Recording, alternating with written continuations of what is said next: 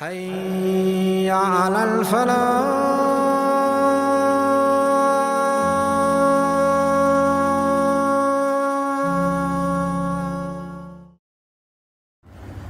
أعوذ بالله من الشيطان الرجيم. بسم الله الرحمن الرحيم. کاف ہا یا عین صاد. ذکر رحمت ربک عبدہ زکریا اذ نادى ربه نداء خفيا قال رب إني وهن العظم مني واشتعل الرأس شيبا ولم أكن بدعائك رب شقيا وإني خفت الموالي من ورائي وكانت امرأتي عاقرا فهب لي من لدنك وليا يرثني ويرث من آل يعقوب واجعله رب رضيا يا زكريا إنا نبشرك بغلام اسمه يحيى لم نجعل له من قبل سميا قال رب أنى يكون لي غلام وكانت امرأتي عاقرا وقد بلغت من الكبر عتيا قال كذلك قال ربك هو علي هين وقد خلقتك من قبل ولم تك شيئا قال رب اجعل لي آية قال آيتك ألا تكلم الناس 3 ليال سويا فخرج على قومه من المحراب فأوحى إليهم أن سبحوا بكرة وعشيا يا يحيى خذ الكتاب بقوة وآتيناه الحكم صبيا وحنانا من لدنا وزكاة وكان تقيا وبرا بوالديه ولم يكن جبارا عصيا وسلام عليه يوم ولد ويوم يموت ويوم يبعث حيا صدق اللہ العظیم. محترم سامعین کرام، ابھی آپ لوگوں کے سامنے سورہ مریم کی ابتدائی ایک رکوع آیت نمبر 1 سے آیت نمبر 15 تک کی تلاوت کی گئی ہے. آج انشاءاللہ ہم سلسلے وار سیرت النبی کا چوتھا پروگرام کا آغاز کرنے جا رہے ہیں. اس سے پہلے سیرت النبی پہ 3 پروگرام میں جو گفتگو ہو چکی ہے، محمد صلی اللہ علیہ وسلم کا خاندانی بیک گراؤنڈ، محمد صلی اللہ علیہ وسلم کا بچپنا اور محمد صلی اللہ علیہ وسلم کی جوانی، شادی اور پھر جو ہے نبوت ملنا. تو اعادہ کے طور پر سمجھ لیجئے کہ محمد صلی اللہ علیہ وسلم کی پیدائش جو ہے 571 عیسوی میں 12 ربیع الاول کو پیر کے دن صبح کے وقت مکہ مکرمہ میں ہوئی. محمد صلی اللہ علیہ وسلم کے والد کا نام عبداللہ تھا اور امی جان کا نام بی بی آمنہ تھا. محمد صلی اللہ علیہ وسلم ابھی ماں کے پیٹ ہی میں تھے کہ والد محترم کا انتقال ہو گیا، اور جب محمد صلی اللہ علیہ وسلم 6 سال کے ہوئے تو والدہ کا انتقال ہو گیا. اس کے بعد جو ہے دادا نے پرورش کی، لیکن جب 8 سال کے ہوئے تو دادا بھی چل بسے. پھر محمد صلی اللہ علیہ وسلم جوان ہوئے، شام میں جو ہے تجارت کے غرض سے 2-3 سفر کیے. پھر حضرت خدیجہ رضی اللہ تعالیٰ عنہ سے شادی ہوئی اور اللہ تعالیٰ نے ان سے 6 اولادیں دی، 2 بیٹے اور 4 بیٹیاں.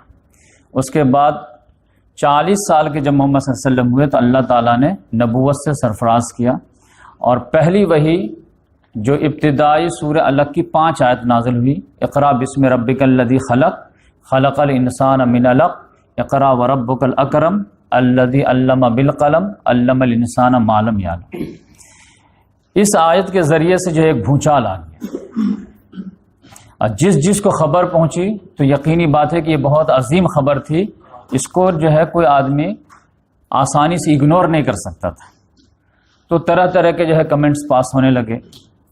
تو اس پہ جو اللہ تبارک و تعالیٰ نے محمد صلی اللہ علیہ وسلم کو تسلی دینے کے لیے کچھ آیات نازل کیے، اور وہ سورہ قلم کی ابتدائی 5-7 آیات جس میں اللہ تعالیٰ نے محمد صلی اللہ علیہ وسلم کو ڈھارس بتایا کہ یہ لوگ جو آپ کو ریئیکشن میں کچھ بھی بول رہے ہیں تو یہ اس کے بولنے سے کچھ نہیں ہوتا ہے. نون والقلم وما یسطرون ما انت بنعمت ربک بمجنون وان لک لاجرا غیر ممنون وانک لعلی خلق عظیم. کہ ان کے کہنے سے کوئی مجنون نہیں ہو جائے گا، آپ کے لیے تو نہ ختم ہونے والا اجر ہے اور آپ تو اخلاق کے عظیم بلندیوں پر فائز.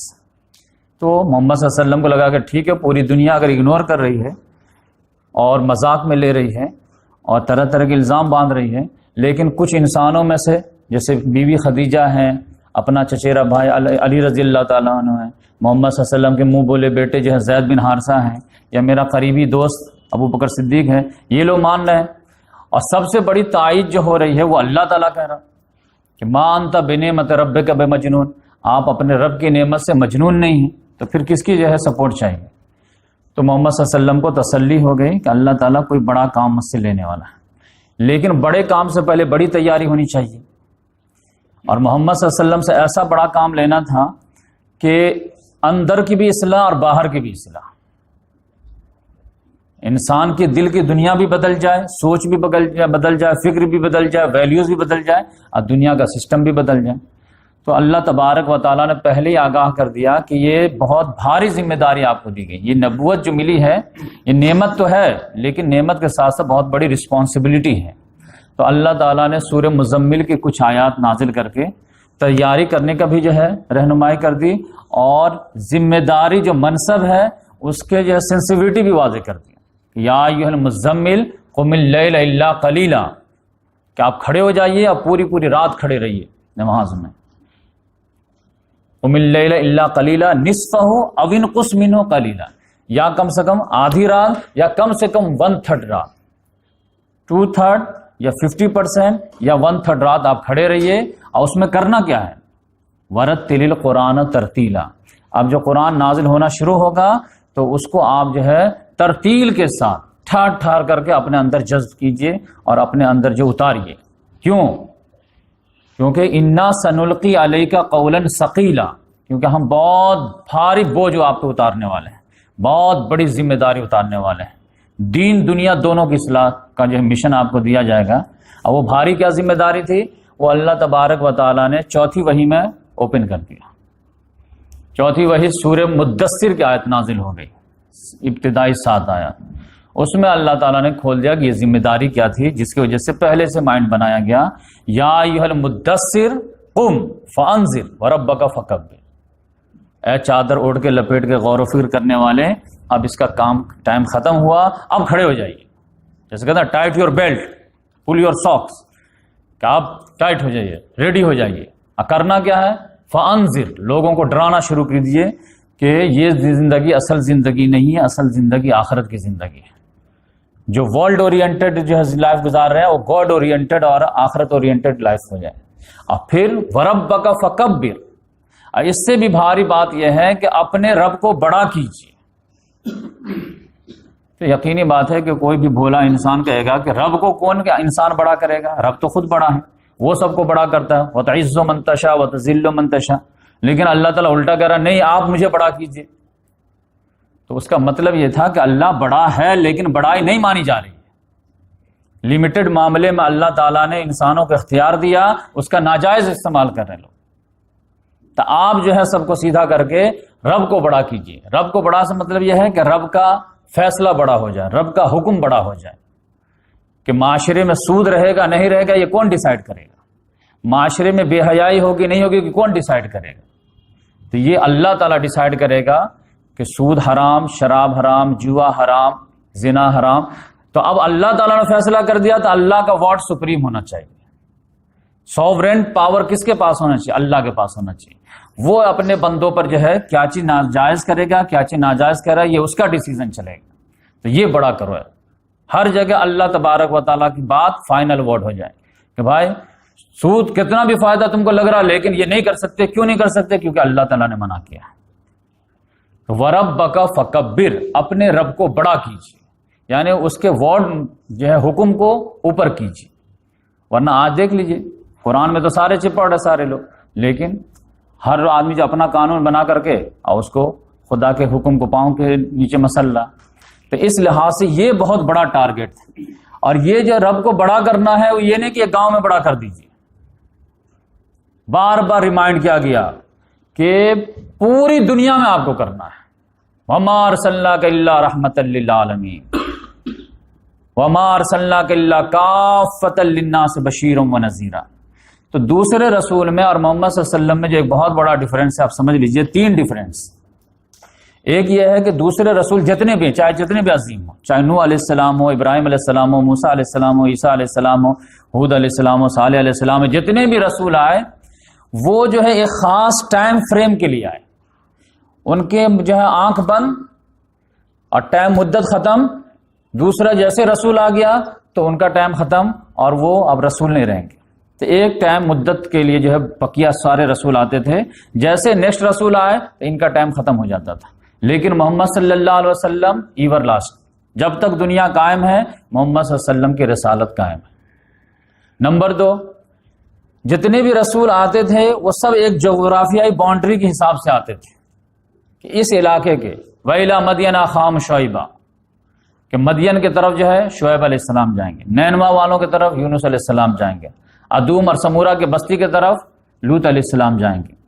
تو ہر ایک کو جو ہے ایک قوم جو ہے ایک ایریا دیا جاتا تھا، ادھر وہ جاتے تھے.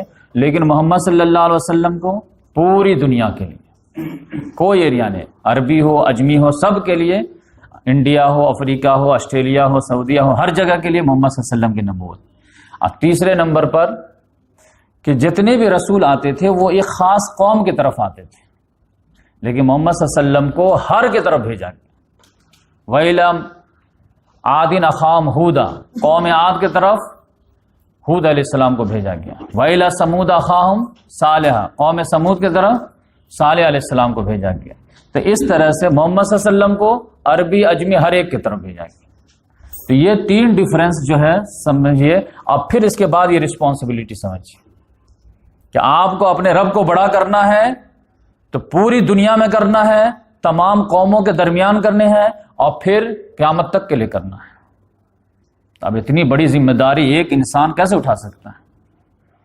لیکن اللہ تعالیٰ نے کہا کہ میں ہی رہنمائی بھی کروں گا، میں ہی مدد بھی کروں گا، سپورٹ بھی کروں گا.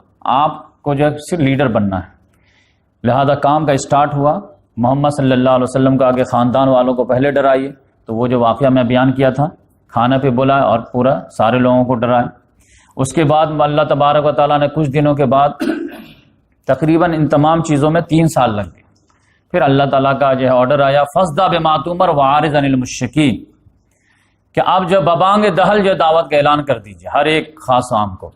تو محمد صلی اللہ علیہ وسلم جو ہے کوہ صفا کے چوٹی پر چڑھ گئے اور وہاں سے جو دعوت دیے وہ میں آپ لوگوں کو شیئر کر چکا ہوں.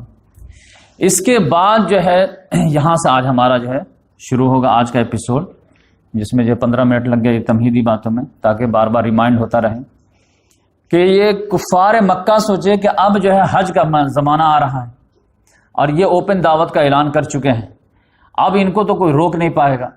نہ صرف یہ آگے بڑھ رہے ہیں بلکہ ان کے جو ساتھی ہیں وہ بھی آگے بڑھ رہے ہیں. اور بہت تیزی سے ابو بکر صدیق رضی اللہ تعالیٰ عنہ آپ جو بہترین جو ہے ان کے دوست تھے وہ سب کو جو ہے ایک ایک کر کے لا رہے ہیں. اور پھر غلام لوگ تھے، یہ لوگ غلاموں میں جو ہے دعوت کا کام کر رہے تھے. اور پھر ان لوگوں کا ایک پرابلم آیا کہ 490 میں کہ حج کا موسم آیا. حج کا موسم آیا تو پورے عرب سے لوگ آئیں گے ڈفرینٹ ایریا سے، اور اس میں کچھ دنیا دار بھی ہوں گے تو دیندار بھی ہوں گے، کچھ بدماش ہوں گے تو کچھ شریف بھی ہوں گے. اور یہ تو ہر ایک کو ٹچ کریں گے، میکسیمم لوگوں کو. تب تو یہ ان کی دعوت پورے جو عرب میں پھیل جائے گی. میٹنگ بیٹھائی گئی کہ کیسے روکا جائے ان کی دعوت کو. تو میٹنگ میں جو ہے یہ مسئلہ تھا کہ دیکھو اگر پبلک ملے گی اور ہم لوگ ڈفرینٹ جو ہے بدنامی کا لیول لگائیں گے ان کو، تو کوئی کہے گا کہ یہ جادوگر ہے ان کی بات نہ سنو، کوئی کہے گا یہ شاعر ہے ان کی بات نہ سنو تو تم ہی ان کی بات کاٹ دیے، کوئی کہے گا کاہن ان کی بات نہ سنو، کوئی کہے گا پاگل ہے ان کی بات نہ سنو. تو ہم لوگ آپس ہی میں جو ہے اختلاف کر لیں گے تو اس کا جو ہے بینیفٹ اور ڈاؤٹ وہ لے کے چلے جائیں گے. تو ایسا کرو متفقہ فیصلہ کر کے ایک چیز جو ہے ہم لوگ کریں گے تاکہ جو ہے ہر ایک کے کان میں ایک ہی بات جائے. تو میٹنگ ہوئی تو اس میں پتا چلا کہ کیا کہا جائے. تو کہا گیا کہ بھائی ایک صدر منتخب کرو. تو صدر جو ولید بن مغیرہ کو جو ہے بنایا گیا اور کہا کہ بھائی ڈیسائیڈ کرتے ہیں. تو اس نے کہا بتائیے کیا کہیں. اس نے کہا نہیں تم لوگ مشورہ دو پھر ہم آخر میں ڈیسائیڈ کریں گے. تو پھر ولید بن مغیرہ کو سب لوگ مشورہ دی. کسی نے کہا کہ ہم لوگ بولیں گے پاگل ہیں. بولے نہیں پاگل ایسے نہیں ہوتے. سب لوگ جو ملے گا وہ کہے گا تم لوگ پاگل ہو جو اتنے اچھے انسان کو پاگل بول رہے تھے. تو ہم لوگ بولیں گے کاہن ہیں. تو نہیں کاہن بھی نہیں ہے. تو کسی نے کہا کہ ہم بولیں گے شاعر ہیں. تو نہیں شاعر بھی نہیں ہے. ہم شعر بھی جانتے ہیں لوگ بھی جانتے ہیں. تو ہم بولیں گے ساحر ہے جادوگر ہے. تو نہیں جادوگر بھی نہیں ہے. تو سب لوگ جھنجھلا گئے. تو آپ ہی بولیے پھر کیا کہیں. تب وہ جو ہے چہرہ سکیڑا اور یہ کیا غور فکر کر کے لاسٹ میں اس کو کچھ جواب نہیں بولا. تو بولا قریب بات ایسی لگتی ہے کہ ساحر کو جو ہے ہم لوگ فکس کرتے ہیں اور اس کے بعد اسی نام سے ان کو بدنام کرتے ہیں. تو جو سورہ مزمل مدثر کی جو ہے ابتدائی 19 آیات میں جو آپ کو بتایا تھا تو اس میں جو اللہ تبارک انہ فکر وقدر فقتل کیف قدر ثم قتل کیف قدر ثم نظر ثم عبس وبصر ثم ادبر واستكبر فقال ان هذا الا سحر یوسر ان هذا الا قول البشر. تو اس طرح سے جو ہے وہ باتیں ہوں. اب فکس تو ہو گیا. اب مکے والوں جو ہے جو باہر سے لوگ آنے والے تھے ان کو روکے کیسے؟ کیونکہ محمد صلی اللہ علیہ وسلم سے اگر بات کر لے تب تو جو ہے ان کو پگھل جائے گا چاہے کچھ بھی کرو. لہٰذا ان کو کسی طرح ڈسٹینس ہی رکھنا, ملنے ہی نہیں دینا. تو یہ لوگ الٹا ہی پہلے ہی مل لیتے تھے لوگوں سے. ہر چوراہے پہ جا کر کے بیٹھ کے ناکے پہ بیٹھ کے آپ خود ہی بولتے تھے یہ پہلے قافلہ آپ لوگ جا رہے ہیں حج کے لیے. ہاں تو ادھر سنیے ہمارے یہاں ایک آدمی ہے جو جادوگر ہے اور اس کا نام محمد ہے. وہ تم لوگوں سے ملیں گے ضرور. اور وہ اس کی بات سننا مت ورنہ تم پہ جادو ہو جائے گا اور تم باپ دادا کے دین کو جو ہے گھٹیا سمجھنے لگو گے اور تم جو ہے چکر میں آ جاؤ. اچھا یہ بات ہے ٹھیک ہے نہیں سنیں کان میں ضرور ڈال دیں گے. اب ہر موڑ پہ جو ہے ان کے جو ہے لوگ بیٹھ کے ہر میقات پہ سمجھیے. تو اب پتا چلا خود ہی یہ لوگ جو ہے فیمس کر رہے ہیں محمد صلی اللہ علیہ وسلم کو. محمد صلی اللہ علیہ وسلم کسی کو بولے ہی نہیں. یہ خود ہی جو ہے ناکے پہ بیٹھ کر کے جو ہے ہر ایک کو بولے ایک آدمی ہے جو اس طرح کا دعویٰ کر رہا ہے لیکن وہ جادوگر ہے ہر آدمی. لہٰذا ہر آدمی جان گیا کہ محمد نام کا کوئی آدمی ہے جو ایک عظیم انسان. اب اس میں بہت سارے بھولے لوگ ہیں کہ ٹھیک ہے آپ نے منع کیا تھا ٹھیک ہے, لیکن کچھ جذباتی لوگ بھی رہتے ہیں کہ ہم کو بیوقوف سمجھو کیا, ہم خود مل کر کے سمجھ لیں گے کوئی جادوگر ہے یا کیا ہے. اور جس سے منع کیا جاتا تھا کبھی کبھی اس سے تجسس بھی پیدا ہو جاتی ہے. یہ بھی ایک آدمی کا نیچر ہے, جس چیز سے منع کیجیے اسی کو کرنے کا دل بھی کرتا ہے. لہذا وہ جو ہے اکثر لوگ آ کر کے پوچھنے لگے تو اس سے متاثر ہونے لگے. اور اس کا کم سے کم اتنا فائدہ تو ضرور ہوا کہ جب یہ لوگ قافلے والے جب حج وغیرہ کر کے واپس گئے تو پورے عرب میں ایک کم سے کم 6 میں گوئیاں تو ہو گئی کہ ایک آدمی نے نبوت کا دعویٰ کیا ہے, گرچہ اس کے خاندان والے سارے مکے والے اس کو ڈینائی کر رہے ہیں اور ان کو پاگل مجنون دیوانہ کہہ رہے ہیں. تو اس طرح سے جو ہے محمد صلی اللہ علیہ وسلم کی دعوت پھیلنے لگی. اب دعوت پھیلنے لگی تو محمد صلی اللہ علیہ وسلم کے پاس جو سب سے بڑا ہتھیار تھا وہ تھا قرآن مجید. اتر کر حرا سے سوئے قوم آیا اور ایک نسخہ کیمیا ساتھ لایا. لہذا محمد صلی اللہ علیہ وسلم نے کہا کہ میں تو کچھ بولوں گا ہی نہیں, بس ایک بات خالی مجھے چانس ملے میں قرآن سناؤں گا. جہاں موقع ملا قرآن سنا دیتے, وہ پگھل جاتا تھا. کیونکہ اس معاشرے میں عربی ادب کی بہت قدر تھی اور شعر و شاعری ان کے جو بہت زیادہ ذوق تھا. لہذا شاعری کی وجہ سے کلام جو اسی انداز میں اترا. اور شروعات میں اللہ تعالیٰ نے اور بھی جو ہے دم بھی دکھایا اس میں. سورہ جو ہے آپ یہاں سے پڑھنا شروع کریں گے, سورہ سمجھے کہ سورہ قاف سے لے کر کے سورہ قاف ہے, سورہ زاریات ہے, سورہ طور ہے, سورہ نجم ہے, سورہ واقعہ ہے, سورہ رحمان ہے اور جو ہے سورہ قمر ہے. یہ 7 سورہ جو ہے یہ سمجھیے عربی گرامر جو لٹریچر کا جو ادب کا کلائمیکس ہے. رحمان تو آپ جانتے ہیں الرحمن علم القرآن خلق الانسان علم البیان اذا وقت الواقع لیس لوقتها کاذبہ خافضۃ الرافعہ. اور پھر جو والنجم اذا ہوا ما ضل صاحبکم وما غوا وما ينطق عن الهوى. اس میں اللہ تعالیٰ نے ادبیت کے چاشنی دکھایا کہ ہے زور لگاؤ, آؤ تم کتنا اعلیٰ کلام لاتے ہو, ہمارا کلام دیکھو. تو اس لحاظ سے محمد صلی اللہ علیہ وسلم ہر جگہ جو ہے قرآن مجید سناتے تھے. اب یہ لوگ پریشان. قرآن کا جو ہے محمد صلی اللہ علیہ وسلم تو الزام لگا سکتے ہیں یہ پاگل ہے, مجنون ہے, دیوانہ ہے, کچھ بھی ہیں, لیکن کلام کا کیا کرو گے؟ کلام اصل پیش کر رہے ہیں نا, وہ تو یہ نہیں کر رہا کہ میں بہت عظیم, یہ کلام بہت عظیم ہے. لہذا اب جو ہے کاؤنٹر شروع ہوا. کاؤنٹر ہوا ہے تو 4 لیول پہ ہوا ہے. اب لیول سمجھے کیسے.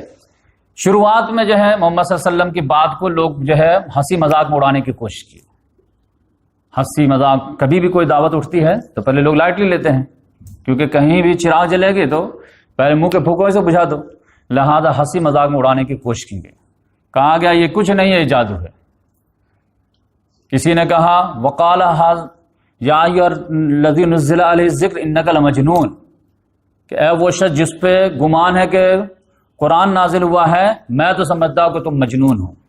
تو پاگل کہہ کر کے بات ٹال دی گئی، اس کی بات نہ سنو، پاگل ہیں نعوذ باللہ. کسی نے کہا واجب انجام نظر منہم فقال کافر ھذا ساحر کذاب، ان کو تعجب ہے کہ انہی میں سے ایک آدمی ڈرانے والا آ گیا. تو کافر کہتے ہیں کہ یہ جو جھوٹا ہے اور جادوگر ہے. تو اس طرح سے مذاق میں اڑا کر کے جو ہے باتوں کو ٹالنے کی کوشش کی گئی. ارے نوجوان کو جو متاثر ہوا تو نہیں ٹینشن مت لو، یہ جادوگر ہیں، یہ جھوٹے ہیں، یہ ہیں وہ ہیں. لیکن جس کے کان میں پڑ گئے وہ تو بہت زیادہ سیریس ہو گیا تھا. تو پھر جو ہے پلان بی پہ آیا گیا کہ بھائی مذاق اڑانے سے نہیں ہوگا، یہ سیریس کلام ہے اور سیریس نوجوان جو ہے سیریس ہو رہے ہیں، تو پھر کیا کرنا پڑے گا. تو ایسا کرو ان کی دعوت میں جو ہے کلام میں شکوک و شبہات پیدا کرنے کی کوشش کرو. یہ مذاق اڑاؤں گے تو سیریس نوجوان تمہارا مذاق بنا دیں گے. تو شکوک پیدا کرو، ڈاؤٹ پیدا کرو. تو ڈاؤٹ کیسا پیدا کرو؟ وہ کہتے تھے وقال الکافرون ھذا اساطیر الاولین، یہ اگلوں کے قصے کہانیاں جمع کر کے لے آیا ہے. اکتتبها فهي تملی علیہ بکرۃ واصیلا، اور پھر جو تم پر جو ہے صبح شام ڈکٹیٹ کراتا رہتا، دھونس جماتا رہتا. لہذا یہ خدا کا کلام نہیں ہے، یہ جو ہے اگلے کے کہانیاں. دیکھو نوح علیہ السلام کی کہانیاں سناتا ہے، ابراہیم علیہ السلام کو سناتا ہے، ہود علیہ السلام کو سناتا ہے، صالح علیہ السلام کا. یہ اگلے کی کہانیاں جمع کر کے کہیں سے لے آیا ہے اور اس کے حساب سے جو ہے صبح شام دھونس جماتا رہتا ہوں. کچھ لوگوں نے کہا کہ نہیں، وقال ھذا افک افتراہ، یہ ایک جھوٹ بات ہے، انہوں نے خود گڑھ لیا اس کو. اور پھر کسی نے کہا کہ ان کے پاس جو ہے اجمی غلام ہے ایک، یہ شام جاتے تھے وہاں سے کوئی غلام ٹیلنٹڈ خرید کے لے آئے ہیں اور پھر روم میں بند کیے ہوئے ہیں اور اس سے ڈیلی سیکھتے ہیں 5-10 آیت اور آ کر کے صبح صبح سے ہم کو سنا دیتے ہیں. اگر یہ خدا کا کلام ہوتا تو ڈائریکٹ پورا قرآن کیوں نہیں نازل کرتے؟ 5-5 آیت 10-10 سینٹنس کیوں لاتے ہیں؟ اس کا مطلب ہے رات میں کسی سے سیکھتے ہیں اور صبح میں دھونس جماتے ہیں. تو اس طرح سے جو ہے وقالوا يعلمه البشر، یہ بھی کہتے ہیں ان کو کوئی انسان سکھاتا ہے. یعنی نہ ان کا کلام ہے نہ خدا کا کلام ہے، بیچ میں کوئی ہے وہ ڈاؤٹ فل ہے. اور کسی بھی دعوت کو کل کرنے کے لیے خالی ڈاؤٹ پیدا کر دیجئے تو آدھی تو طاقت اس کی ایسی مر جاتی ہے. لیکن قرآن تو اپنے ایک طرف جو ہے بہت پاورفل انداز میں تو آگے بڑھ ہی رہا تھا. لہذا پلان بی بھی فیل ہونا شروع ہوا، کیونکہ ڈیلی نیوز آتی تھی، ارے آج عثمان ایمان لے آئے، آج جو ہے ابو جندل ایمان لے آئے، ابھی آج عبد الرحمن بن عوف ایمان لے آئے، آج سعد بن ابی وقاص ایمان لے آئے، حضرت زبیر ایمان لے آئے. ہر خاندان سے کوئی نہ کوئی نکل جا رہا. تو پھر ان کو سیریس ہونا پڑتا تھا کہ ارے یہ تو دعوت رک تو نہیں رہی ہے. لہذا ہنسی مذاق والا بھی فیل گیا. پھر جو شکوک و شبہات پیدا کرنے والا تھا وہ بھی فیل گیا. تو اب پلان تھرڈ پہ آئے جائیں. پلان تھرڈ پہ کیا کرنا ہے؟ کہا کہ دیکھو بھائی یہ ہنسی مذاق اڑانے سے جو ہے اس دعوت پہ کچھ تم کر نہیں سکتے، نہ شکوک و شبہات پیدا کرنے سے کچھ ہو سکتا. ایک کام کرو، اب وہ کیا ہے کہ سیریس نوجوانوں کو کسی طرح قرآن سے دور رکھنے کی کوشش کرو. اب وہ کیسے رکھا جائے؟ تو کہا کہ نضر بن حارث نام کا ایک آدمی تھا، اس نے کہا کہ یہ میٹنگ کرنے سے کچھ نہیں ہونے والا، جادوگر مجنون دیوانہ شاعر یہ سب کہو گے کچھ نہیں ہونے والا. ہمارے جو نوجوان جو ہے وہ پڑھے لکھے ہیں اور سمجھدار ہیں، وہ جانتے ہیں شاعری کیا چیز ہے، جادو کیا چیز ہے، کہانت کیا چیز ہے، یہ کیا چیز ہے. تو کیا کرے؟ تو پھر تو بس کرنا یہ ہے کہ کسی طرح ان کو ڈسٹینس رکھو. تو ڈسٹینس کے لیے کیا کرنا پڑے گا؟ ڈسٹینس کے لیے ہے کہ ان کو لہو و لعب میں مبتلا کر دو، ان کو غفلت کا شکار بناؤ. تو کیسے غافل کریں گے؟ تو غافل کرنے کا یہ ہے کہ یہ قرآن کی مجلس سجاتے تم دوسری مجلس سجا دو. تم کس سے کہانی کی مجلس سجاؤ؟ تو کہا رکو میں ہی علاج کرتا ہوں. میں گیا وہاں شام ایران، اور وہاں سے رستم اسفندیار کے قصے وغیرہ سیکھ کر کے لایا اور باندی وغیرہ خرید کے لایا. اور پھر جو ہے رات میں محمد صلی اللہ علیہ وسلم قرآن پڑھتے تھے تو ادھر یہ قصے کہانی کی جو ہے محفل شروع کر دیتا تھا. اور پھر اس میں بھی اگر کوئی نوجوان جو ہے ادھر آنے کے بجائے ادھر چلا گیا. تو پھر دیکھا کہ فلاں نوجوان فلاں قبیلے کا جو ہے قرآن محفل سنتا ہے, محمد صلی اللہ علیہ وسلم کی بات تھوڑا دھیان سے سن رہا ہے, تو اس کے پیچھے لونڈی کو لگا دیتا تھا کہ اب تم اس کے پیچھے پڑ جاؤ, اس کو کھلاؤ پلاؤ اور عیش کراؤ, تاکہ یہ قرآن سے دور رہے. جیسے آج کے دور میں ہو رہا, یہ کرکٹ, یہ کھیل تماشا, سیریل, یہ سارے چیز کس لیے کہ زندگی کی حقیقت سے آدمی کو دور رکھا جائے. تو اس لحاظ سے پلان 3 پہ کام کیا گیا, جس کے بارے میں سورہ لقمان میں اللہ تعالیٰ نے کہا وَمِنَ النَّاسِ مَن يَشْتَرِي لَهْوَ الْحَدِيثِ لِيُضِلَّ عَن سَبِيلِ اللَّهِ. لوگوں میں سے کچھ لوگ ایسے بھی ہیں جو کلام دل فریب خرید کر کے لاتے ہیں تاکہ اللہ کے راستے سے روکیں. یہ کون تھا؟ نضر بن حارث تھا. تو پلان 3 بھی جو فیل ہو گیا, کیونکہ یقینی بات ہے کہ جس کو ادھر انٹرسٹ ہوگا وہ ادھر آئے گا, جو اس کو ادھر انٹرسٹ ہوگا وہ ادھر جائے گا. لیکن پھر جو ہے پلان 4 پہ آیا گیا. اب اس میں ایک چیز جان لیجئے کہ یہ 4 الزام کھٹاکھٹ لگاتے تھے, ایک جادو کا, ایک شاعری کا, اور ایک کاہن کا, اور ایک مجنون کا. 4 ساحر ہیں, شاعر ہیں, کاہن ہیں یا مجنون ہیں. تو اب اس میں جو لاجک کیا تھے آپ سمجھ لیجئے کیا ہے. اسلام جو ہے کمپلیٹ پیکج ہے. اب اگر محمد صلی اللہ علیہ وسلم نے دعوت کا آغاز کیا, تو اگر اس میں جو ہے محمد صلی اللہ علیہ وسلم نے اگر روحانیت کی بہت زیادہ بات کر دی, انٹرنل پیوریفیکیشن کی بات کر دیے, تو الزام لگاتے یہ کہانت سیکھ کر کے آئے ہیں. کیونکہ جو لوگ جو ہوتے تھے وہ تپسیا کرتے تھے اور جو ہے دنیا سے اوپر کی بات کرتے تھے, تو یہ کہانت سیکھ رہے, یہ کاہن ہے, اسی طرح بات کرتے رہے جوگی کی طرح. اگر جو ہے کسی سے بات کیا وہ بالکل متاثر ہو گیا, فٹک سے اس کو کلمہ جو ہے دین سمجھ میں آ گیا, تو کہتے تھے یہ جادوگر ہے. فٹاک سے جو ہے اس کے دل کو موڑ دیا, اس کے ذہن کو جو معاف کر دیا. کسی نے جو ہے قرآن مجید کے جو ہے کلام کے جو ادبیت کی تعریف کر دی, کتنا اعلیٰ کلام ہے, کتنا عمدہ کلام ہے, نہیں یہ شاعر ہے, بہت ٹیلنٹڈ شاعر ہے. جیسے ہمارے یہاں اقبال بہت ٹیلنٹڈ ہے, ویسے یہ بھی سب سے ٹیلنٹڈ, لیکن خدا کا کلام نہیں. اب کسی نے کہہ دیا کہ مرنے کے بعد دوبارہ کھڑے کیے جاؤ گے, تو یہ پاگل ہے. مرنے کے بعد دوبارہ کون آیا ہے جو یہ کہہ رہے ہیں کہ آئیں گے؟ ہائی ہاتھ حیات لمات ہوا. تو اس طرح 4 گوشے بنا لیے تھے. آخرت کی بات کریں کہو پاگل, کلام بہت میٹھا ہے کہو شاعر ہے, کلام سے کوئی متاثر ہوتا ہے کہو جادوگر ہے, اور روحانیت کی بات کرے تو کہہ دو کاہن. تو اس طرح سے 4 الزام ان لوگوں نے تراش لیے تھے. جو نوجوان جس اینگل سے مشہور جو ہے متاثر ہو, اس پہ اسی ہتھوڑے سے اٹیک کرو. تو اب یہ ہے کہ لیکن یہ چاروں چیز بھی فیل ہو رہے تھے, اور ڈے بائی ڈے ایک ایک کر کے مسلمان ہوتے جا رہے تھے. پلان 4 پہ آئے وہ لوگ کہ بھائی اس طرح کام نہیں چلے گا, تو کیا کرنا پڑے گا.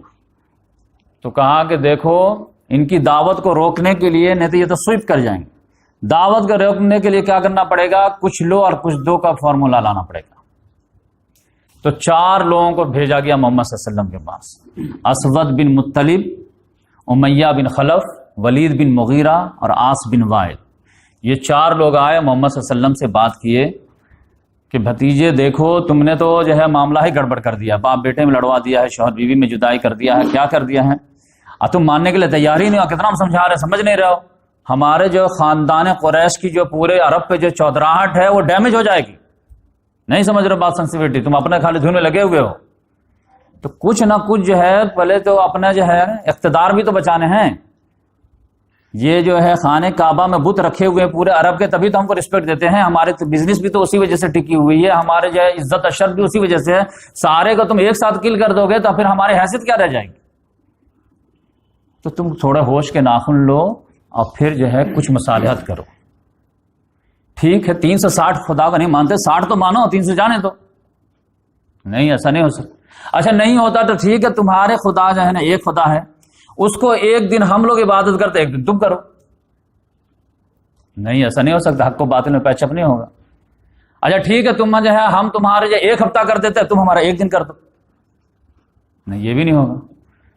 نہیں کم سے کم ایسا کرو تو 1 سال تم کرو, 1 سال ہم ہمارے خدا کو کرو. تو محمد صلی اللہ علیہ وسلم نے یہ بھی نہیں پیچ اپ ہو سکتا کہ ہمارے بتوں کو 1 سال تم عبادت کر لو اور 1 سال نیکسٹ ایئر ہم تمہارے خدا کریں. چلو پہلے ہم ہی لوگ کر لیتے تمہارے خدا کو, نیکسٹ ایئر تم کر دینا. لیکن حق و باطل میں شرکت تو نہیں ہو سکتی ہے. تب اللہ تعالیٰ کو غصہ آیا اور اللہ تعالیٰ نے جو آیت نازل کی جو امام صاحب تلاوت کیے ہیں، قل یا ایھا الکافرون، آپ کہیے محمد صلی اللہ علیہ وسلم، اے کافرو لا اعبد ما تعبدون، میں عبادت نہیں کر سکتا جس کی تم لوگ عبادت کرتے ہو، اولا انتم عابدون ما اعبد، انا تم عبادت کرنے والا جس کی میں عبادت کرتا ہوں، اولا انا عابد ما عبدتم، انا میں ہرگز عبادت کرنے والا جس کی تم عبادت کرتے ہو، ولا انتم عابدون ما اعبد، انا تم اس کی عبادت کرنے والا جس کی میں کرتا ہوں، کہ لکم دینکم ولی دین، تمہارے لیے تمہارا دین، میرے لیے میرا دین، تم بھی زور لگاؤ ہم بھی زور لگاتے، دیکھو کون غالب ہوتا۔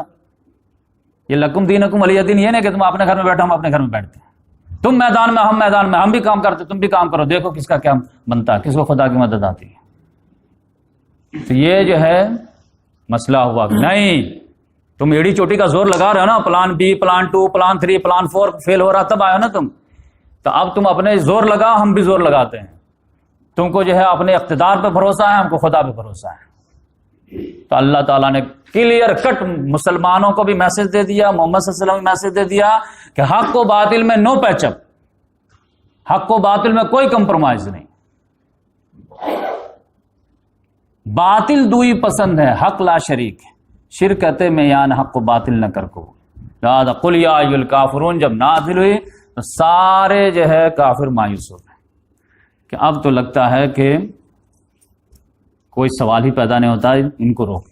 تو اب جو ہے پلان 5 پہ آئے وہ لوگ کہ پلان 5 کیا تھا کہ اب جو ہے بات سے نہیں جیتے تو اب جو ہے نچلی حرکت پہ آ گئے۔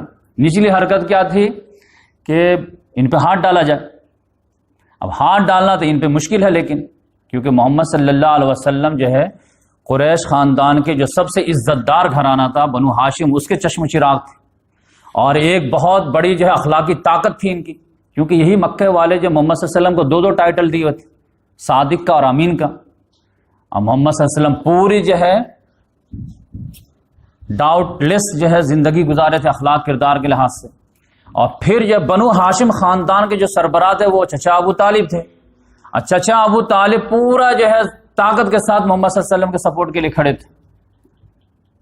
تو اب یقینی بات ہے محمد صلی اللہ علیہ وسلم پہ تو ہاتھ نہیں ڈالا جا سکتا تھا، لہٰذا وہ لوگ سمجھتے تھے کہ اگر ان کو چھیڑیں گے تو پورا بنو ہاشم سے اب بقیہ ریسٹ سے جو ہے لڑائی ہو جائے گی، تو ایسے ہی ہم لوگ ختم ہو جائیں گے۔ تو کیا کیا جائے؟ تو ایسا کرتے ہیں کہ ان کو جہاں سے فیڈنگ ہو رہی ہے وہاں جو ہے اس کو جو ختم کر دیا جائے۔ ایک دائی اٹھا ہے، اس کو سپورٹر ہی نہیں ملے گا تو کتنا دن تک چلائے گا؟ لہذا کیا کیا جائے، جو جو لوگ ایمان قبول کر رہے ہیں اس کو مارو پیٹو ستاؤ، تاکہ کوئی ڈر سے جو ہے ایمان ہی قبول نہ کرے تو یہ اکیلا آئسولیٹ ہو کر کے خود ہی جو مایوس ہو کر کے بیٹھ جائے۔ لہذا پلان 5 پہ جو ہے پورا ظلم کا آغاز شروع ہو گیا۔ اب ظلم کیا ہوا کہ محمد صلی اللہ علیہ وسلم پر تو صرف وربل کر سکتے تھے، فزیکل نہیں کر سکتے تھے، کیونکہ چچا ابو طالب کا اوپن اناؤنس تھا کہ میرے بھتیجے کو تو کوئی ہاتھ نہیں لگا سکتا۔ ٹھیک ہے وربل تم پاگل بول دیتے ہو، مجنوں دیوانہ یہ سب بول دیتے ہو، کیونکہ وہ بھی تمہارے بتوں کو اوپنلی برا بھلا کہہ دیتے ہیں، تو دونوں کی برابری ہو جاتی ہے، لیکن وہ تو تمہارے میں سے کسی کو ہاتھ نہیں لگاتے، منہ سے جو بولنا بولتے ہیں، تو تم بھی منہ سے جو کاؤنٹر کرنا کر سکتے ہو اس کو تو میں برداشت کر لوں گا، لیکن فزیکل اگر ہاتھ لگا گا تو پھر میں ہاتھ توڑ دوں گا، میں برداشت نہیں کروں گا۔ تو اس سوچ سمجھ کر کے جو ہے اکا دکا کبھی کبھار کوئی کر دیا، لیکن پھر پلان جو ہے کوئی ایسا نہیں سمجھے کہ وہ یتیم ہے تو یتیم لاوارث ہے، یتیم ضرور تھے لاوارث نہیں تھے۔ تو اس لحاظ سے لیکن غلاموں کا کون تھا؟ تو اب یقینی بات ہے جتنے غلام ایمان قبول کیے ہوئے تھے ان کو ٹارچر شروع ہو گیا۔ پھر وہ ٹرائب سسٹم تھا، ٹرائب سسٹم میں جو ہے جو بزرگ خاندان کا ہے اس کی پورے اختیار ہیں، وہ نوجوان کو چاہے مارے پیٹے کوئی بولنے والا نہیں، لہذا ہر قبیلے کا سردار اپنے نوجوانوں کو ستانا شروع کر دیا اور ہر ماسٹر جو ہے اپنے غلاموں کو مارنا شروع کر دیا۔ تو اس میں تو ایک جو ہے ظلم کے جو ہے ایک داستان رقم ہونی شروع ہو گئی، ایسے ایسے اذیت ناک جو ہے تکلیفیں دی ہیں کہ آپ پڑھیں گے تو آپ کے رونگٹے کھڑے ہو جائیں گے۔ اس میں جو مشہور ہیں بلال رضی اللہ تعالیٰ عنہ کو بہت زیادہ ستایا گیا، اور اس میں سمجھیے کہ ایک طرح سے مقابلہ ہوا بلال رضی اللہ تعالیٰ عنہ کی جو ہے صبر کا اور امیہ بن خلف کے جو ظلم کا،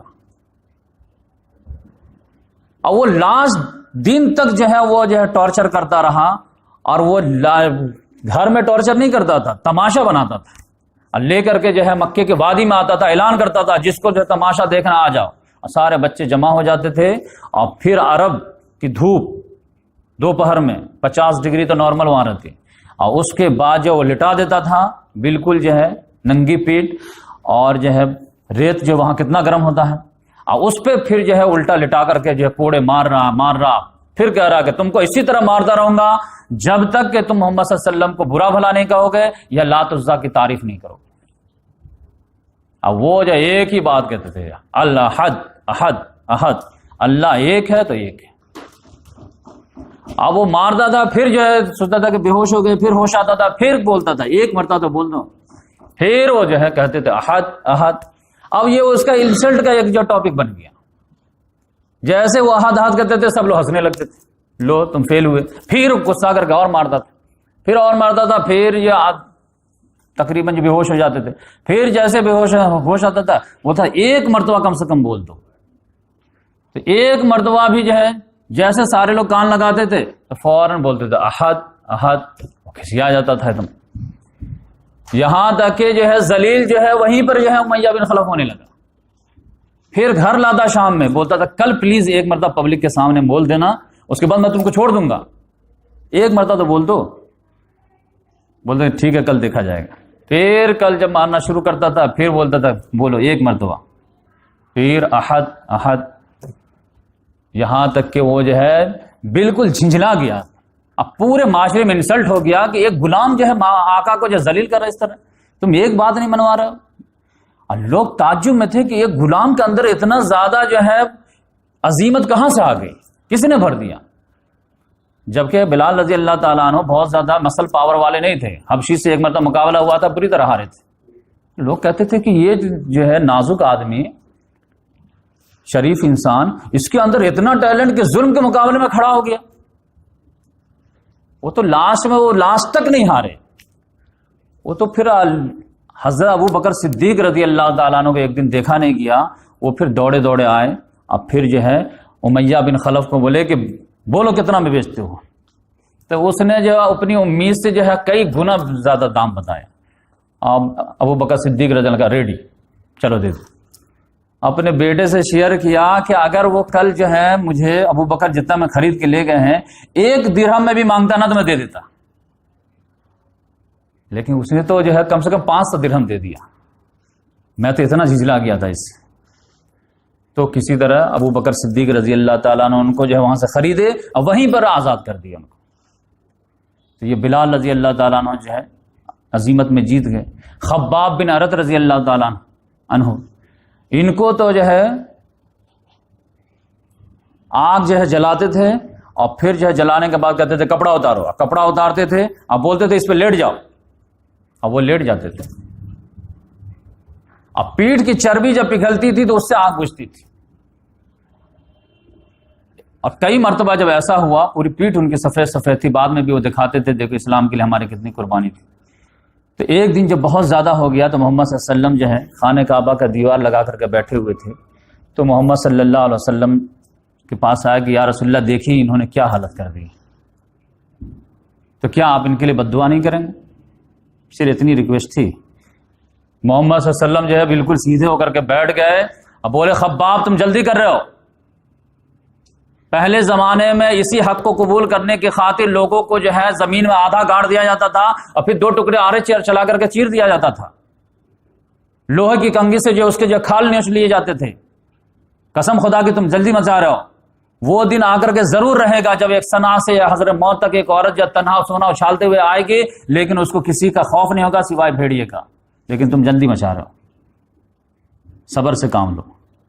تو اس طرح سے جو ہے صحابہ کرام جو ہے صبر کی۔ عثمان بن عفان رضی اللہ تعالیٰ عنہ کی بات ہے میں ان کے چچا جو ہے ان کو جو ہے کھجور کی چٹائی میں لپیٹ کر کے ادھونی دیا کرتے تھے۔ مصعب بن عمیر رضی اللہ تعالیٰ عنہ جو سب سے زیادہ خوش لباس تھے، ان کو جو ہے ماں باپ نے جو ہے پورے جو ہے والد کا انتقال ہو گیا تھا، چچا اور والدہ وغیرہ سب نے جو کپڑا چھین کر کے بنانا گھر سے نہ باہر نکال دیا، اتنا زیادہ ظلم کا جو ایک بازار گرم ہو گیا، یہاں تک کہ لوگ جو ہے عاجز آ گئے۔ اور سب سے زیادہ جو ستایا گیا ہے وہ پوری ایک ہول فیملی ہے، وہ ہے آل یاسر۔ عمار رضی اللہ تعالیٰ عنہ جو ہے سب سے پہلے ایمان قبول کیے، انہوں نے اپنے ماں باپ کو جو ہے ایمان کی دعوت دیے اور دونوں ایمان قبول کر لیں۔ یہ ہاف غلام تھے، کیونکہ ان کی والدہ جو تھی سمیہ، یہ بنو مخزوم کے ابو حذیفہ کے غلام تھے، بعد میں انہوں نے آزاد کر دیا تھا اور یاسر سے شادی کر دی تھی۔ اور یاسر جو ہے وہ عرب مکے کے نہیں تھے، یمن کے تھے۔ تو اس لحاظ سے یہ تینوں فیملی کے بارے میں جب ابو جہل سب کو نوٹس لیتا تھا اپنے دوستوں کا، تم اپنے غلام کو نہیں مارتے، تم اس کو نہیں مارتے، تمہارے خاندان میں سے یہ جو ہے مسلمان ہو گیا، تمہارے بھتیجا ہو گیا، تم نہیں مارتے۔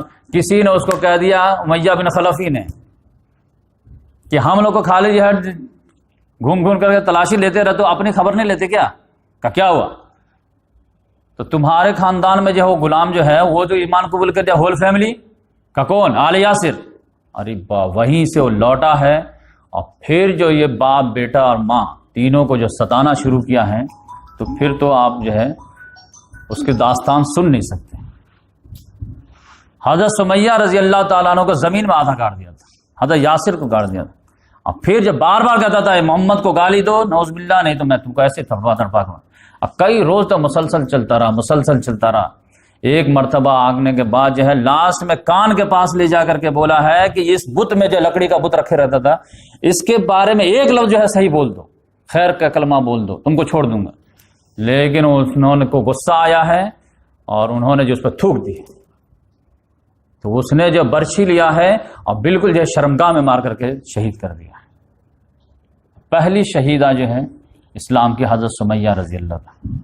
پھر حضرت یاسر کو جو ہے 4 اونٹ لائے ہیں، پاؤں ہاتھ دونوں باندھ دیا، چاروں طرف دوڑا دیے، 4 ٹکڑے ہو گئے۔ پھر عمار بن یاسر کا نمبر آیا ہے، اس کہا تم کو بھی ایسے تڑپا کے ماروں گا، نہیں تو تم جو ہے بولو ایک لفظ تبھی چھوڑوں گا۔ لاسٹ میں جب ان کو ٹارچر کیا جا رہا تھا، برداشت نہیں ہو پایا ہے، تب ایک جملہ بول کر کے کسی طرح جان بچائیں۔ لیکن اندر تو پرابلم تھا کہ پورا ایمان ہی چلا گیا۔ دوڑے آئے، بھاگے آئے، محمد صلی اللہ علیہ وسلم سے بولے یا رسول اللہ، وہ تو بالکل جو ہے حلق دبا دیا تھا، کیا کرتے ہم؟ تب پھر اللہ تعالیٰ کے فوراً آیت نازل ہوئی کہ جس کو مجبوراً جو ہے کفر کا کلمہ پڑھوایا جائے تو اس پہ اللہ تعالیٰ کا کوئی مواخذہ نہیں ہے، اگر تمہارا دل اطمینان مطمئن ہے تو اس لحاظ سے عمار بن یاسر رضی اللہ تعالیٰ عنہ کو، اور یہ عمار بن یاسر کون ہیں آپ جانتے ہیں؟ یہ 93 سال تک زندہ رہے، اور جب مسجد نبوی تعمیر ہو رہی تھی تو سب لوگ ایک ایک پتھر اٹھا رہے تھے، یہ 2 پتھر اٹھائے ہوئے تھے، دیوار بنا رہے تھے، اور محمد صلی اللہ علیہ وسلم کی نگاہ پڑ گئی تو جو جھوم گئے دیکھ کر کے، کتنا جذباتی نوجوان ہے، کتنا شروع دن سے ماں باپ کھوئے اسی اسلام کے راستے میں، اور شروع دن سے آپ پھر یہاں پہ بھی جو ہے کتنا زیادہ جو ہے مسجد کی بلڈنگ بن رہی ہے تو 2 پتھر اٹھا رہے ہیں۔ لیکن محمد صلی اللہ علیہ وسلم اس وقت نیوز ایسی دیے کہ لوگ چونک گئے، بولے عمار تو اتنا اسلام کے لیے قربانی دے رہا ہے، لیکن بدقسمتی، سیڈ نیوز ٹو یو، کہ ایک باغی جماعت تم کو قتل کر دے گی۔ عمار اسے اللہ کی طرف اور جنت کی طرف بلائے گا، اور وہ اسے جہنم کی طرف بلائے گی۔ اور یہ جو ہے لوگ تعجب میں تھے کہ یہ حدیث جو ہے محمد صاحب بولی ہوئی پیشن گوئی کب پوری ہوگی، کیونکہ محمد صلی اللہ علیہ وسلم کا دور گزر گیا، پھر جو ہے ابو بکر صدیق کا دور گزر گیا، حضرت عمر کا دور گزر گیا، حضرت عثمان کا دور گزر گیا، اور ان کو تو باغی جماعت قتل ہی نہیں کر رہی تھی۔ لاسٹ میں جا کر کے علی رضی اللہ تعالیٰ عنہ کے دور میں یہ شہید ہوئے۔ تو یہ جو ہے عمار بن یاسر، اب محمد صلی اللہ علیہ وسلم کو رپورٹنگ آتی تھی یا رسول اللہ دیکھیے ابو جہل جو ہے تینوں کو جو ہے تڑپا کے مار، لیکن محمد صلی اللہ علیہ وسلم نکلتے تھے اور ایک ہی بات بولتے تھے، صبرن آل یاسر، صبرن آل یاسر فإن موعدکم الجنہ، صبر کرو آل یاسر، تمہارا ٹھکانہ جنت ہے، تمہارا ٹھکانہ جنت ہے۔ آپ صاحب سمجھیے کہ جس وقت یہ ٹارچر کر رہا کم سے کم 40-50 لوگ مسلمان ہو چکے تھے، تو اگر اس میں سے کوئی بھی صحابی کھڑے ہو جاتے، علی رضی اللہ تعالیٰ عنہ کھڑے ہو جاتے، یا سعد بن ابی وقاص کھڑے ہو جاتے، اور ابو جہل پہ ٹوٹ پڑتے، تو زیادہ سے زیادہ کیا ہوتا، اس کے بدلے میں ان کو بھی مار دیا جاتا، شہید ہو جاتے، لیکن بچا تو لیتے۔ لیکن محمد صلی اللہ علیہ وسلم ڈے آف دا آرڈر کیا تھا؟ کفو ایدیکم، اپنے ہاتھ بندھے رکھو، no raising hands even in self defence, کوئی ہاتھ جوابی کارروائی کے طور پہ بھی نہیں اٹھائے گا۔ کیوں؟ کیونکہ ابھی جو ہے دعوت جو ہے انیشیل اسٹیج میں ہے، لہذا اگر جو ہے ان کے ایکشن پہ تم ریٹیلیٹ ہو گئے تو پھر ان کو تم کو کرش کرنے کا جواز مل جائے گا. لہذا مار کھاؤ ہاتھ مت اٹھاؤ، کیونکہ لوگ دیکھ تو رہے نا کہ ظلم ہو رہا ہے، لیکن ظلم ہو رہا تو ان کا جرم کیا ہے؟ کسی کے یہاں چوری کیے ہیں، کسی کے جو ہے عزت پہ ہاتھ ڈالے ہیں، کسی کو الزام لگائے ہیں، ان کا جرم کیا ہے؟ صرف بس یہ کہ اللہ پہ ایمان لائیں. اتنے اعلیٰ کیریکٹر کے لوگ ہیں، ان کو اتنا مارا جا رہا. تو وہ سائلنٹ میجورٹی جو ہے وہ سائلنٹ تو ہے لیکن اندھی نہیں ہے، بہری نہیں ہے. لہذا دھیرے دھیرے سارے عوام الناس کے ہمدردی جو ہے کفار قریش کے بجائے کدھر شفٹ ہو رہی ہے؟ اسلامی ریولوشن کی طرح. تو لہذا یہ جو صبر کا مرحلہ رہتا ہے یہ بھی بہت کرامت رہتا ہے. لہذا محمد صلی اللہ علیہ وسلم نے کہا کہ کوئی جوابی کارروائی میں ہاتھ نہیں اٹھائے گا. عمار جو ہے آپ دیکھیں خباب بن ارد کو آگ پہ لیٹنے بولے لیٹ جاؤ، ورنہ کیا ہوتا تھا؟ نہیں، جب لیٹنے بولے نا تو تم ٹوٹ پڑنا. زیادہ زیادہ کیا کریں گے؟ تم شہید کر دیں گے. شہادت و مطلوب و مقصود و مومن نمال غنیمت نہیں، شہادت اس وقت قبول ہوگی جب کہا جائے گا کہ اب شہادت کا وقت آیا ہے. جب مارنے کا وقت آئے تو مارو، جب مار کھانے کا وقت آئے تو مار کھاؤ. یہ جو ہے سچویشن بتائے گی کہ ابھی کس سچویشن میں آپ ہیں. تو اس لحاظ سے جو ہے ایک طرف محمد صلی اللہ علیہ وسلم ہاتھ باندھ دیے تھے کہ کوئی جوابی کارروائی پہ بھی ہاتھ نہیں اٹھائے گا. اچانک کچھ معاملہ ایکسیڈنٹل ہو گیا تو الگ بات ہے، پری پلان کچھ نہیں ہوگا، کیونکہ اچانک یہ ہوا تھا. کیونکہ صحابہ کرام سعد بن ابی وقاص کی قیادت میں پہاڑ کی چوٹی پہ جا کر کے نماز پڑھ رہے تھے. ابو سفیان نے دیکھ لیا، اور یہ تو تم لوگ کو لائٹلی لے رہے تھے، تم لوگ تو 20-25 ہو اور تم لوگ یہاں آ کر کے کر رہے ہو عبادت، تو تم سیریس. لہذا وہاں پہ تم تڑانگ ہوا اور اس نے ایک پتھر مارا تو ادھر سے سعد بن ابی وقاص نے بھی ایک پتھر مارا. لہذا دونوں میں بھڑنت ہو گئی تو سعد بن ابی وقاص رضی اللہ تعالیٰ عنہ کے پتھر سے ایک آدمی زخمی ہو گیا. تو پہلا خون کا ڈراپ جو تھا مسلمانوں کی طرف سے وہ سعد بن ابی وقاص رضی اللہ تعالیٰ عنہ کے تھرو ہوا. لیکن یہ ایکسیڈنٹل تھا، یہ پری پلان نہیں تھا.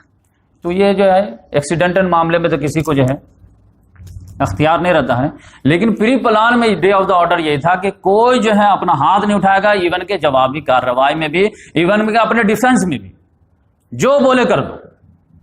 لیکن ایک وقت آئے گا جب ہاتھ کھول دیے جائیں گے. کب کھولے جائیں گے؟ جب ہمیں محسوس ہوگا کہ اب ہم کو ٹکر دے سکتے ہیں.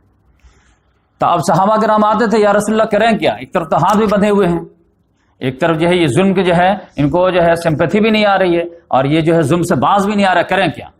تب پھر محمد صلی اللہ علیہ وسلم نے کہا تو ایسا کرو کہ تم لوگ جو ہے ایمان مت چھوڑو، ملک چھوڑ دو، دیش چھوڑ دو، اب وہاں چلے جاؤ جہاں آسانی سے تم جو ہے اللہ کی عبادت کر سکو اور ایمان کو بچا سکو. تو صحابہ کرام ہی نے کہا یا رسول اللہ آپ ہی مشورہ دیجیے کہاں جائیں. تو محمد صلی اللہ علیہ وسلم نے کہا کہ ابیسینیا جو ہے حبشہ، وہاں کا اسہمہ نجاشی بادشاہ جو بہت عادل ہے، وہاں چلے جاؤ، وہ انشاءاللہ تم لوگوں کو امن کے ساتھ رکھے گا. تو پھر جو 16 جو ہے لوگ تیار ہوئے، جس میں سے 12 مرد اور 4 عورتیں کا قافلہ تیار ہوا. اور محمد صلی اللہ علیہ وسلم نے کہا کہ بہت جو ہے احتیاط سے نکلنا، کیونکہ یہ لوگ آسانی سے تم کو جانے نہیں دیں گے، کیونکہ ڈیلی کا جو تماشا ان کا ہے، دل لگی ہو چکی ہے، مارو اور تماشا کرو، تو تم لوگ نکلو گے تو جانے نہیں دیں گے. لہذا بہت سسٹمیٹک اسی طرح نکلنا. تو اس قافلے کے جو امیر بنے وہ حضرت عثمان رضی اللہ تعالیٰ، جو محمد صلی اللہ علیہ وسلم کے داماد تھے، اور محمد صلی اللہ علیہ وسلم کی بیٹی حضرت رقیہ جو 2 نمبر کی تھی.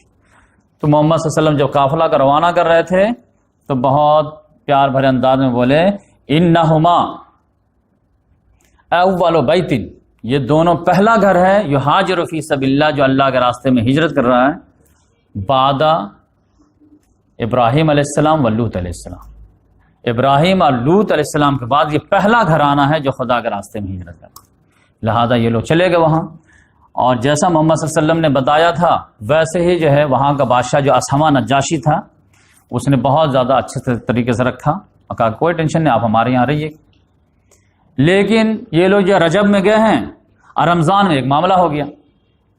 رمضان میں کیا معاملہ ہوا کہ سب لوگ حرم میں بیٹھے ہوئے تھے، کفار مکہ بڑے بڑے سردار وغیرہ قریش کے سارے لیڈر تقریباً تھے.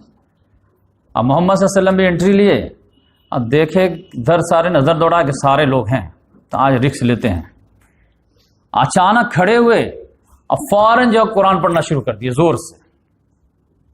والنجم اذا ہوا، سورہ نجم کی تلاوت شروع کیا، والنجم اذا ہوا ما ضل صاحبکم وما غوا وما ينطق عن الهوى ان هو الا وحی یوحى علمہ شدید القوى ذو مرۃ فاستوى وهو بالافق الاعلى ثم دنا فتدلى۔ اب دیکھیں ایک وزن پہ گر رہا پورا۔ اب محمد صلی اللہ علیہ وسلم کو پڑھنے کا انداز، اب وہ سننے والے شوقین، وہ تو ایسا تھا کہ ہر آدمی جو ہے سائلنٹ ہی ہو گیا، سننے میں لگ گیا، کوئی آدمی جو ہے جو آبجیکشن نہیں لیا، مزہ آنے لگا تو سبھی مزہ لینے لگے۔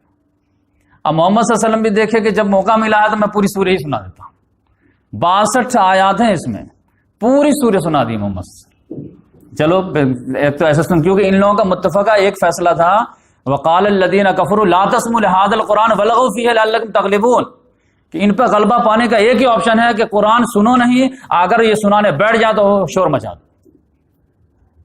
یہ تو پہلے سے پیک تھا، لیکن یہاں پہ سارے سردار بیٹھے تھے، اب محمد سے اچانک ریپٹلی ایسا اسٹارٹ کر دیے کہ سب لوگ جو ہے سنتے ہی رہ گئے۔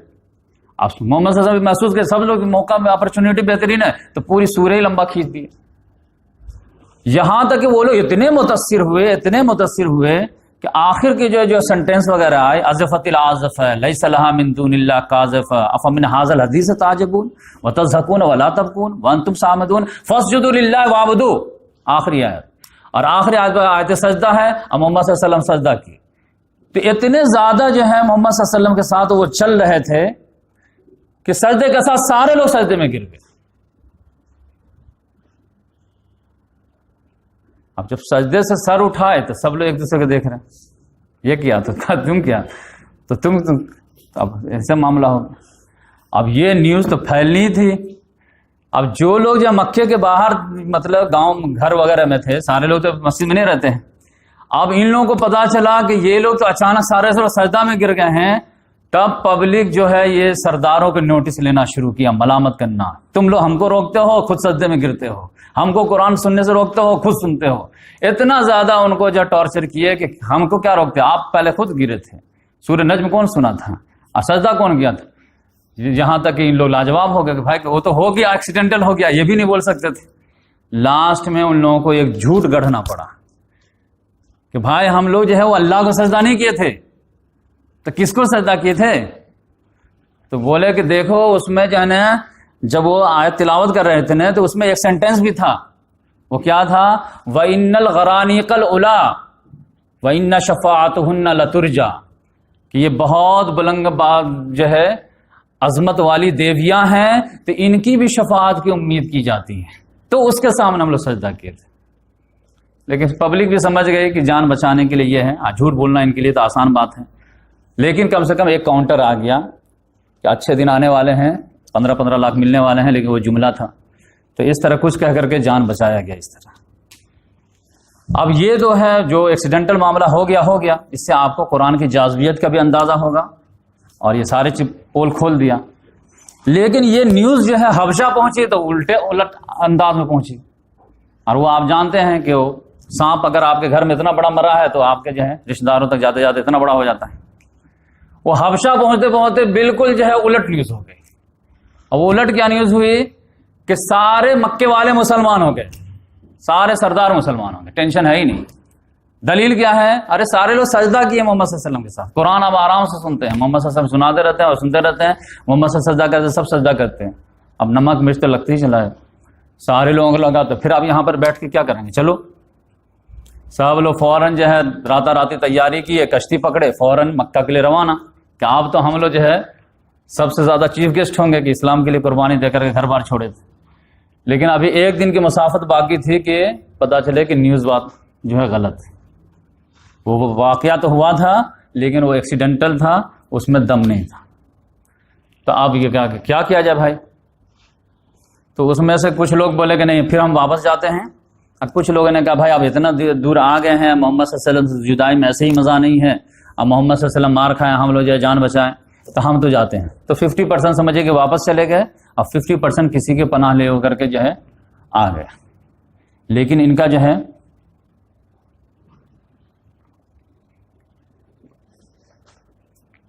ظلم و زیادتی جاری، اب تو اور بھی بکھلا گئے، کیونکہ جو حبشہ کا جو بادشاہ تھا اس نے جو ان کے ساتھ جو اچھا ٹریٹمنٹ کیا تو اس پہ اور غصہ آیا ان کو.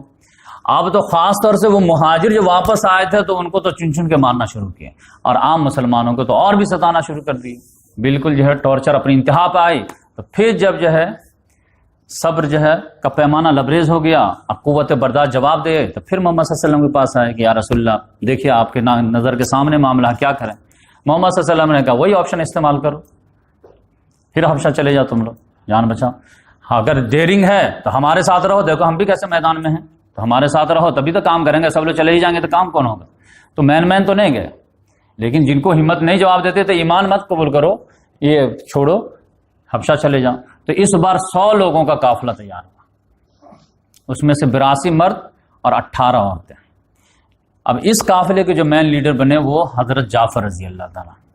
محمد صلی اللہ علیہ وسلم بولے اس بار تو بہت ہی زیادہ سنبھال کے جانا, اس بار تو یہ نہیں چکیں گے. تو بہت زیادہ سسٹمیٹک انداز میں جو پہلے سے جو کشتی وغیرہ ارینج وغیرہ کر کے راتی کسی طرح نکلے اور فوراً پہنچتے کشتی پہ بیٹھ گئے. جب تک ان لوگوں کو پتا چلے ارے تمہارا غلام کہاں, تمہارا آدمی کہاں, تمہارے ادھر کہاں, ارے لوگ پیچھا کے جب تک تب تک پتا چلا ان کے ریچ سے بہت آگے کشتی جا چکی تھی. اس طرح یہ لوگ جو ہے حبشہ میں لینڈ کر گئے. وہاں کے بادشاہ نے بہت شاندار انداز میں ویلکم کیا کہ آئیے ہمارے مہمان ہیں. اب وہ بہت اچھے نیچر کا انسان تھا. اب ان کو جو مار پیٹ کے ڈیلی کی عادت تھی, غلام بھاگ گیا, نوجوان بھاگ گیا, یہ سب تو ان کو کھلی. اب بولے کہ یہ لوگ بھی وہاں گیا تو وہاں بھی شانتی سے تو بیٹھیں گے نہیں, وہاں دین پرچار کریں گے.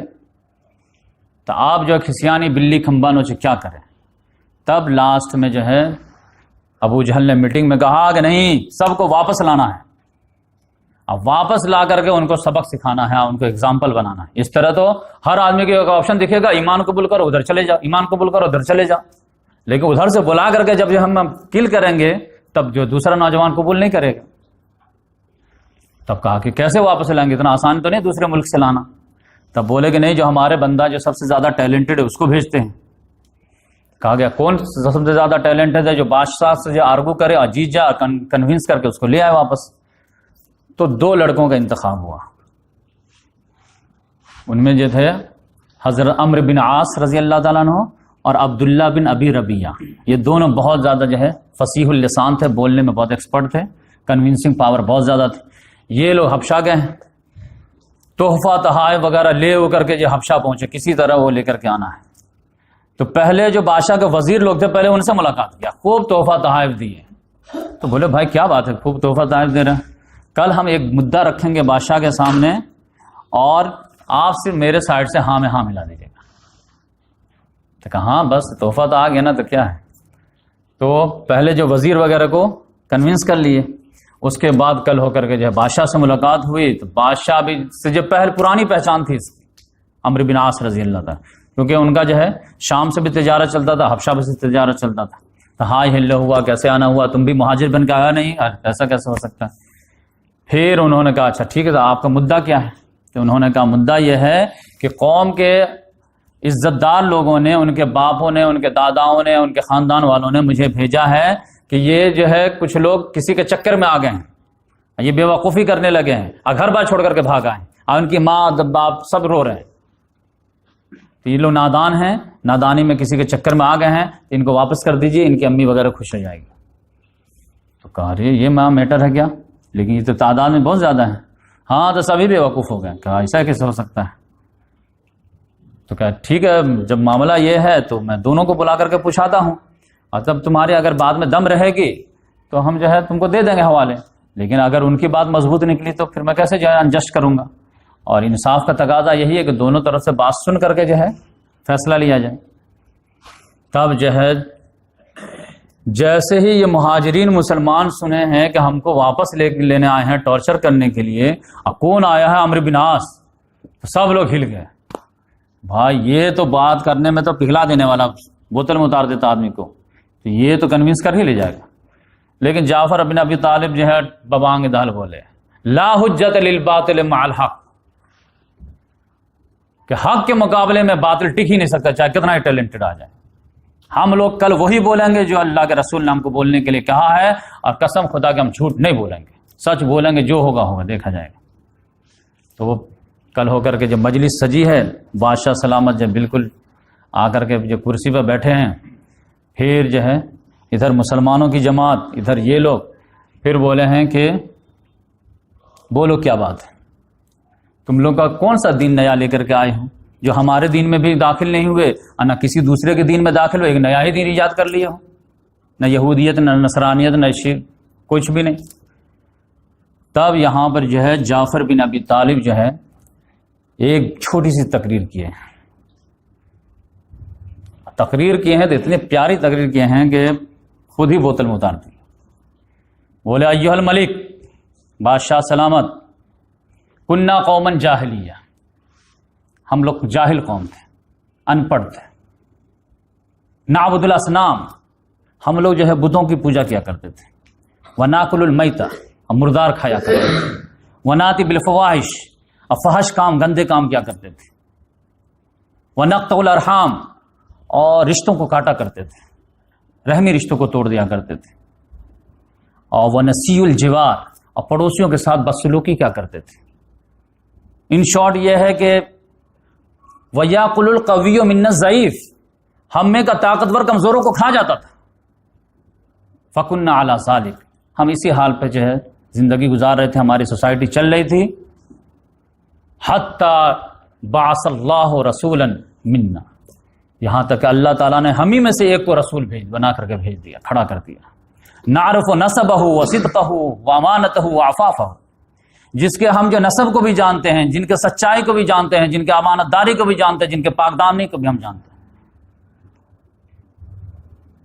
تو انہوں نے جو ہے ہم کو حکم دیا، وامرنا اللہ نعبد اللہ، ہم اللہ کے علاوہ کسی کو شریک نہ کریں، ونعبدہ، اور اسی کے ہم جو ہے عبادت کریں، وَنَخْلَعُ مَا كُنَّا نَعْبُدُ نَحْنُ وَآبَاؤُنَا مِنَ الْأَوْثَانِ، اور ہم ان تمام چیزوں کو چھوڑ دیں جس کو ہم لوگ اور ہمارے باپ دادا جو ہے اللہ کے مقابلے میں پوجا کرتے تھے، یعنی پتھروں کو اور بتوں کو۔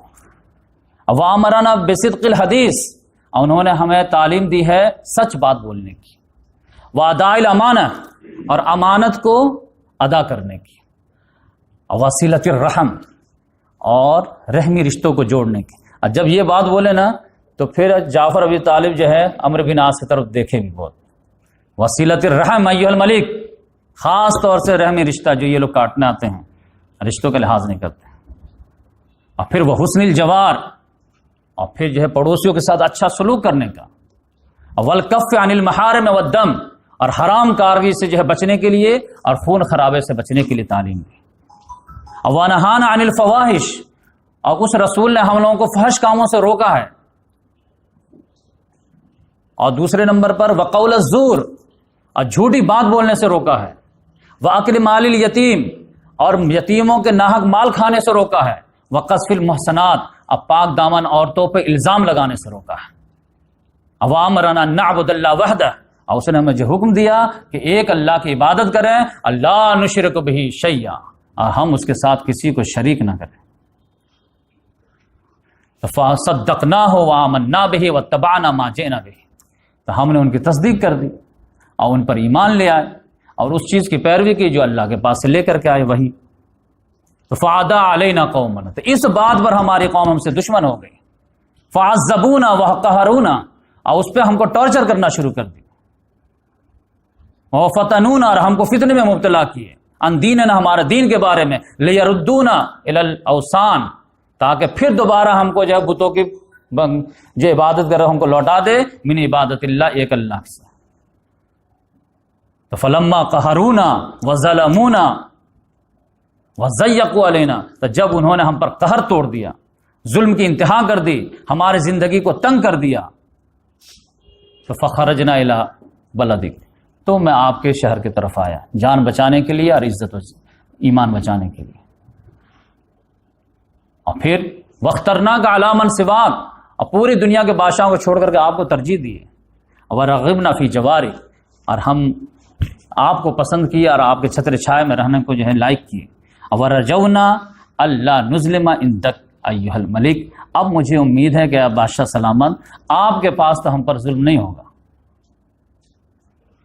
تب بادشاہ ہل گیا تھوڑا سا، جیسے بادشاہ ہلا ہے تو اس نے کہا حل معک شیء مما جاء عند اللہ، وہ جو تمہارے رسول جو اتنی اچھی سی باتیں سکھائے ہیں، ان کے پاس جو اللہ کے پاس سے کچھ آیا وہ ہے تمہارے پاس؟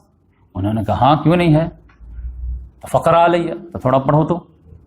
تب جو ہے انہوں نے شروع کیا سورہ مریم، کافا یا عین صاد، ذکر رحمت ربک عبدہ زکریا اذ نادى ربه نداء خفيا قال رب انی وهن العظم مني واشتعل الراس شيبا ولم أكن بدعائك رب شقيا وإني خفت الموالي من ورائي وكانت امراتي عاقر فهب لي من لدنك وليا يرثني ويرث من آل يعقوب واجعله رب رضيا يا زكريا إنا نبشرك بغلام اسمه يحيى لم نجعل له من قبل سميا قال رب أنى يكون لي غلام وكانت امرأتي عاقرا وقد بلغت من الكبر عتيا قال كذلك قال ربك هو علي حي وقد خلقتك من قبل ولم تك شيئا قال رب اجعل لي آية قال آيتك ألا تكلم الناس 3 ليال سويا فخرج على قومه من المحراب فأوحى إليهم أن سبحوا بكرة وعشيا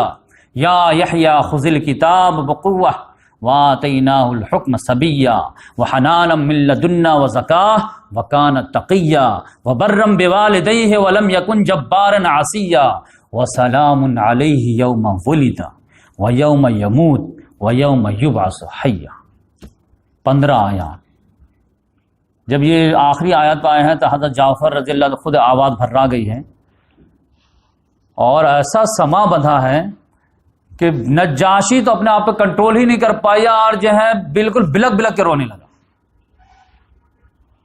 اور اس کی جو آنسو تھم نہیں رہے تھے، پوری داڑھی جو ہے اس کی جو ہے تر ہو گئی، اور جتنے بھی سننے والے تھے پادری لوگ سب تر ہو گئے قرآن کی آیت سن کے، کیونکہ قرآن میں تو آیا نا سورہ مائدہ میں پہلے سے ان کی نشانی ہے، لَتَجِدَنَّ أَشَدَّ النَّاسَ عَدَاوَةً الَّذِينَ آمَنُوا الْيَهُودَ وَالَّذِينَ أَشْرَكُوا، تم دشمنی میں سب سے زیادہ سخت پاؤ گے یہود کو، مسلمانوں کے، اور ہنود کو، مشرکوں کو، لیکن نصارہ کو تم پاؤ گے بہت زیادہ قریبی، کیونکہ ان کی صفت سورہ مائدہ ہی میں جو ہے 7ویں پارے کی پہلی آیت کیا، وَإِذَا سَمِعُوا إِلَى الرَّسُولِ تَرَىٰ أَعْيُنَهُمْ تَفِيضُ مِنَ الدَّمِّ مِمَّا عَرَفُوا مِنَ الْحَقِّ، جب یہ نصارہ لوگ قرآن سنتے ہیں تو ان کی آنکھوں سے آنسو جاری ہو جاتے ہیں۔ اس کا پریکٹیکل اگزامپل وہاں ہوا تھا، اس کا تو آنکھ جو ہے آنسو رک ہی نہیں رہے تھے۔ لاسٹ میں کسی طرح اس نے اپنے آپ کو کنٹرول کیا ہے اور اس نے کہا ہے ان ھذا ما جاء به عیسیٰ لیخرج من مشکات واحدہ، بے شک یہ کلام اور جو عیسیٰ علیہ السلام لے کے آئے تھے دونوں کلام ایک ہی چراغ کے پرتو ہیں، دونوں کا سورس ایک ہے۔ پھر بولے کہ جاؤ تم لوگ آزاد ہو، کسی کے حوالے میں تم لوگوں کو نہیں کرے گا، جاؤ تم لوگ میرے قریب میں مت پھٹکنا، دونوں کو کہا تم لوگ جو ہے کچھ الٹا سلٹا پڑھا دیے تھے، یہ دیکھو ان کی تعلیمات کیا ہے۔ لیکن عمرو بن عاص تھے وہ چلے گئے، لیکن کل جو ہے ان کے جو ساتھی تھے عبداللہ بن ابی ربیعہ، ان کو گویا کل تو میں ایسی بات لے کر کے آؤں گا نا کہ ان کی جڑ کاٹ دی جائے گی، کہا اللہ کی قسم دے کے کہتا ہوں کہ ایسی بات مت بولیے، وہ سیکرٹ مت اوپن کیجیے، لا تفل، گرچہ یہ ہمارے مخالف ہیں لیکن ہیں تو رشتہ دار، کہ نہیں میں تو بول کے رہوں گا کیونکہ ہمارے جو عزت داؤ پہ لگے، مکہ میں جا کیا جواب دوں گا۔ پھر مجلس سجی ہے جولۃ واحد یا سید، ایک چانس دیجیے میں اپنا مقدمہ اور مضبوط کروں۔ بادشاہ غصہ گیا کہ تم پہلے دن بولنا چاہیے، نہیں ایک چانس، اچھا ٹھیک ہے چانس۔